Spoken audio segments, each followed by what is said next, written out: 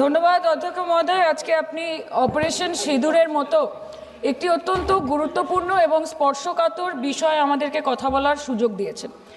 অধ্যক্ষ মহোদয়, বহু বছর পরে ভারতের মানুষ এমন একটি সময়ের সাক্ষী ছিল যেখানে জাতের ঊর্ধ্বে গিয়ে, ধর্মের ঊর্ধ্বে গিয়ে, রাজনৈতিক মতবিভেদ, মতানৈক্যের ঊর্ধ্বে গিয়ে ভারতবাসী দেশের স্বার্থে এক হয়েছিল।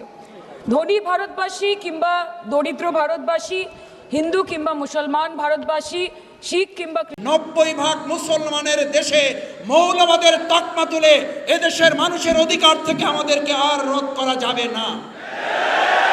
আমাদের রাজাকার আলবদর আসাম স্বাধীনতা বিরোধীদের তকমা তুলে দেশের দাড়িওয়ালা, টুপিওয়ালা, পাঞ্জাবিদের এবং ইসলামপন্থী মানুষদের, মুসলমানদের অধিকার থেকে আমাদেরকে আর পিছনে ফিরিয়ে দেওয়া যাবে না। যুদ্ধ চলবে যতক্ষণ পর্যন্ত টেন্ডার, চাঁদাবাজ, দখলদারিত্বের চূড়ান্ত অবসান না হবে।